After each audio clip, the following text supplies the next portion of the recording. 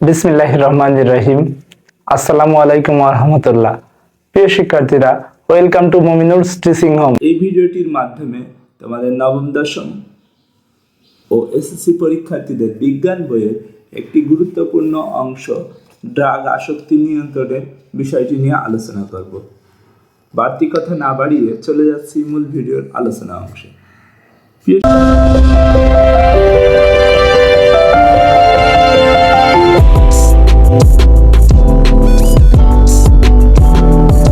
শিক্ষার্থীরা, এই ভিডিওয়ে আমরা 26 ও 27 পৃষ্ঠার কিছু বিষয় নিয়ে আলোচনা করব। তার আগে কিছু গুরুত্বপূর্ণ কথা বলি। অর্থাৎ আমরা তো বই পড়েই যাচ্ছি, আমাদের এতেও অনেকের চারিত্রিক দোষ বা গুণগুলো, যেগুলো অন্যায়গুলো যায় না। আমি একটা সাজেস্ট করি, জাস্ট শোনো, যদি ভালো লাগে মানবে, ভালো না লাগলে ছুঁড়ে ফেলে দিবে। আমাদের মতো কন্টেন্ট ক্রিয়েটররা বা টিচাররা তো সবাই জানায় না। আমি একটু চেষ্টা করি তোমাদের বোঝানোর, কেমন লাগে বিষয়টা জানাবে। সৃষ্টিকর্তা মহান রব্বুল আলামিন যে জিনিসগুলো আমাদের জন্য হালাল করেছে সেগুলো অবশ্যই তোমরা গ্রহণ করবে। হারামগুলো তোমার বেরেনে নিবে এইভাবে যে এইগুলো আমার যদি ক্ষতিকর। কি এমন ক্ষতিকর? বাথরুম যেমন ক্ষতিকর, শরীরে মাখা যায় না বা গ্রহণ করা যায় না, তেমনই ক্ষতিকর। তোমার সামনে খুব সুন্দর করে ড্রাগের সামগ্রী আনতে পারে বা দেখা যাচ্ছে সিগারেটও আনতে পারে। তুমি সেটা যদি পায়খানার কথা চিন্তা করো, তাহলে তুমি সেটা কখনো মুখে নিতে পারবে না, শরীরে লাগাতে পারবে না। ড্রাগ বিষয়টা এমন, এর চেয়েও খারাপ, পায়খানার চেয়েও খারাপ। কারণ তুমি দেখো, যে জিনিসটা তোমাকে দুনিয়াটাও জাহান্নাম বানিয়ে দিচ্ছে, আর মরলে তো তুমি কনফার্ম জাহান্নামে যাবে। তাই প্রিয় শিক্ষার্থীরা, তোমাদের জন্য অনুরোধ থাকবে বুঝে শুনে খাদ্য গ্রহণ করা। ওই বলছে, নিজের হাগু নিজে খাবো না, মাঠে মোরা যাব না। এটা ভারতের এমন একটা স্লোগান আছে। ভারতের মানুষ তো আবার জানো, লুটা নিয়ে মাঠে গিয়ে হাগে, এমন চিন্তা ভাবনা ছিল ওদের। ওদের ভিতরে কিছুটা পরিবর্তন আসছে সময়ের সাথে সাথে। আল্লাহ রহম করলে হয়তো ভারতেও কিছু জানোয়ার থেকে মানুষ তৈরি হবে। প্রিয় শিক্ষার্থীরা, আমাদের ভবিষ্যৎ তোমরা, আমাদের দেশের সকল কিছু। মেধাবী তরুণ তোমরা, নিজেরা ভালো হবে, পাশাপাশি বন্ধুদেরও ভালো করবে। ড্রাগ বিষয়টা তোমাদের শেষ করে দেয় ভিতর থেকে। তোমাদের তো ক্ষতি হয়, তার পাশাপাশি সবচেয়ে বড় ক্ষতি হয় আমার দেশের, ক্ষতি হয় তোমার পরিবারের। তাই তোমরা এগুলো ছুঁড়ে ফেলে দাও। যারা গ্রহণ করেছো, এখনো সুযোগ আছে ফিরে আসার। হয়তোবা এই সময়টা তোমার একটা সঠিক সময়ে বুঝ হবে, কিন্তু তখন এই সময়টা আর তোমার জীবনের কাজে লাগবে না। তুমি শুধু তোমারও সম্পদ না, বা তোমার জীবনে শুধু তোমার হক নেই, রাষ্ট্রের একটা হক রয়েছে, সবার একটা হক রয়েছে। মুসলিম হলে আমারও একটা হক রয়েছে তোমার জীবনের প্রতি। তাই অনুরোধ করব, ফিরে আসো সঠিক পথে। চলে যাচ্ছি মূল পড়ার অংশে। লেখা আছে 1.6.2, ড্রাগ আসক্তি নিয়ন্ত্রণ। কোনো ব্যক্তি ড্রাগের ওপর আসক্ত হলে তা বন্ধ করা বেশ কঠিন। ড্রাগ আসক্ত মানুষ নিজের শরীরের মাদকের কুপ্রভাব বুঝতে পেরেও সেটা ছাড়তে পারে না। সঠিক চিকিৎসা ব্যবস্থায় মাদক দ্রব্যে আসক্তি কমানো যায়, তবে মাদকাসক্ত ব্যক্তি যদি সহযোগিতা না করে তাহলে তেমন ব্যবস্থা নেওয়া যায় না। মাদক নিরাময় হাসপাতাল বা কেন্দ্র মাদকাসক্ত মানুষকে ভর্তি করতে হবে এবং যথেষ্ট সহানুভূতির সাথে তার চিকিৎসা করতে হবে। অর্থাৎ মারধর করা যাবে না, সুন্দরভাবে তাকে চিকিৎসার আওতায় আনতে হবে। অভ্যাস চেঞ্জ করাইলে পসিবল হয়তোবা 10 জনে 9 জন সুস্থ হয়, একজনের ক্ষেত্রে ভিন্ন রূপ দেখা দেয়। প্রথম, আসক্ত ব্যক্তিকে তার ড্রাগ নেওয়া বন্ধুদের কাছ থেকে আলাদা করতে হবে। লক্ষ্য রাখতে হয় কোনোভাবেই যেন তার কাছে মাদকদ্রব্য পৌঁছাতে না পারে। এরপর তার মানসিক চিকিৎসা করা প্রয়োজন হয়, যেন সে ড্রাগের কথা মনে আনতে না পারে। তার জন্য তাকে বিশেষ কোনো কাজে যুক্ত করতে হয়।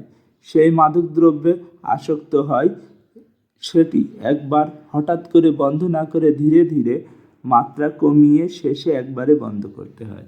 এই লাইনটা খুবই গুরুত্বপূর্ণ।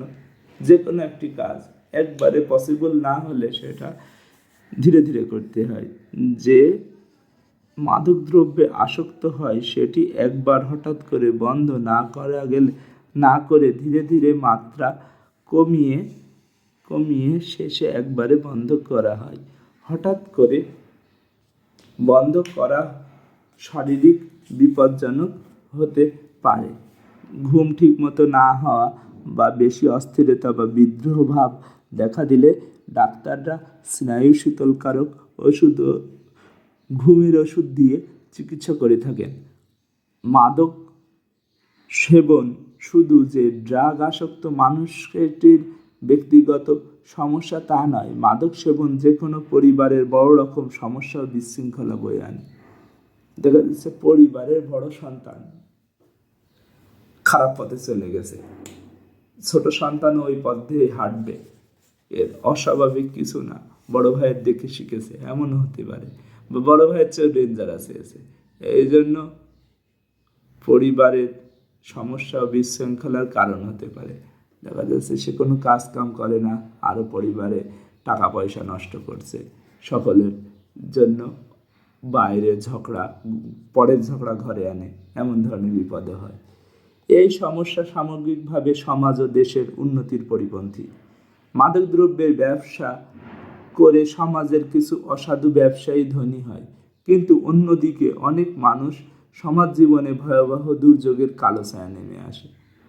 তার আগে একটা কথা গুরুত্বপূর্ণ এখন মাথায় আসলো, প্রিয় শিক্ষার্থীরা মনে রাখবে, আমাদের এই ড্রাগ বা নেশাজাতীয় দ্রব্য সবচেয়ে বেশি বাংলাদেশে সাপ্লাই করে যে দেশটি, তার নাম হচ্ছে প্রতিবেশী রাষ্ট্র ভারত। নিজের দেশে তৈরি করে, ব্যবসা করে বাংলাদেশে। ভারত থেকে বাংলাদেশে আসে কি আসে? ড্রাগ আসে, নেশাজাত দ্রব্যগুলো আসে। যদি ভারতের সাথে জিনিস আমাদের টোটালি আসা বন্ধ হয়ে যেত সব কিছু, তাহলে অন্তত 10 বছরের মধ্যে আমাদের তরুণ সমাজ আবার মেধাবী হয়ে যেত। প্রিয় শিক্ষার্থীরা, এরপরে বর্ণনা আছে সম্ভাবনাময় ছাত্রীদের পড়ালেখা নষ্ট হওয়া থেকে শুরু করে সামাজিক অপরাধ বৃদ্ধি শুরু করে। শুধু তাই নয়, মাদকাসক্তির কারণে অকাল মৃত্যু পর্যন্ত ঘটতে পারে। এজন্য মাদকদ্রব্য সেবন ও এর ব্যবসা বাণিজ্য কঠিনভাবে নিয়ন্ত্রণ রাখতে হয়। এর জন্য ব্যক্তিগত সমাজ সেবামূলক সংস্থাগুলোর পাশাপাশি দেশের আইন শৃঙ্খলা রক্ষাকারী সংস্থা ও সরকারি প্রচেষ্টায় মাদক নিয়ন্ত্রণের সবচেয়ে বেশি ফলপ্রসূ হতে পারে। সামাজিক প্রচেষ্টা, সরকারি প্রচেষ্টা বলেছে, 3টে পয়েন্টই তোমাদের মুখস্থ করতে হবে। প্রথম পয়েন্টে বলা হয়েছে মাদকাসক্ত ব্যক্তিদের খুঁজে বের করা এবং তাদের ঘৃণা না করে সহানুভূতির সঙ্গে চিকিৎসা করা। পয়েন্টটা দিলে অবশ্যই এই শব্দটি দিবে, সহানুভূতি, অর্থাৎ তাদের সাথে খারাপ আচরণ না করে, রুড ব্যবহার না করে। মাদকাসক্ত ব্যক্তিকে ও তার পরিবারের প্রশিক্ষণপ্রাপ্ত ব্যক্তিদের সঠিক পরামর্শ নেওয়া, মানে এক্সপার্ট লোক, প্রশিক্ষণপ্রাপ্ত লোকদের হাত দিয়ে সেবাটা নেওয়া। পুনর্বাসন করে সমাজের স্বাভাবিক স্রোতে এনে স্বাভাবিক জীবনে ফিরিয়ে আনা, অর্থাৎ সমাজ থেকে যেন আর একটা ফুল নষ্ট না হয়ে যায়। সরকারি প্রচেষ্টা, মাদক সেবন বিক্রয় নিষিদ্ধ করা। এই পয়েন্টটা খুবই গুরুত্বপূর্ণ, সময়ের সাথে সাথে এটা বন্ধ করে দিতে হবে।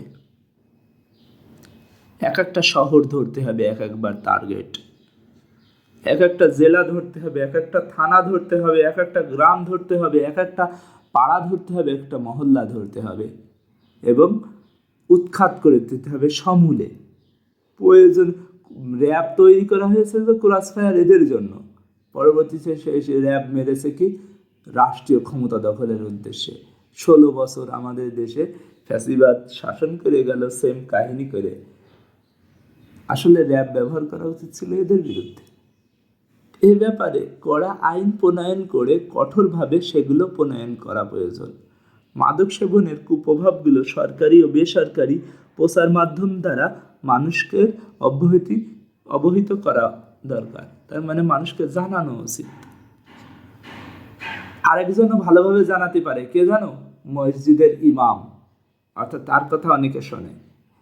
কারণ মসজিদে শুক্রবারে হলেও অনেকে আছে শুক্রবারে না হলেও নামাজ পড়তে যায়, হুজুরির কথাটা সেন্সিটিভ ভাবে নেয়। আমাদের দেশে মাদক নিয়ন্ত্রণ আইন বলবৎ আছে। আইনগুলো যথাযথভাবে প্রয়োগ হলে মাদকের বিষাক্ত ছোবল থেকে মানুষ ও দেশকে অনেকটুকু বাঁচানো সম্ভব হবে বলে মনে করা হয়। প্রিয় শিক্ষার্থীরা, এই ভিডিওর আলোচনা এতটুকুই ছিল। পরবর্তী ভিডিওয়ে আমরা 27 পৃষ্ঠার এইডস সম্পর্কে আলোচনা করব। তোমাদের সে পর্যন্ত সবাই জন্য শুভকামনা। ভালো থাকো, সুস্থ থাকো, মন দিয়ে পড়াশোনা করো। আল্লাহ হাফেজ।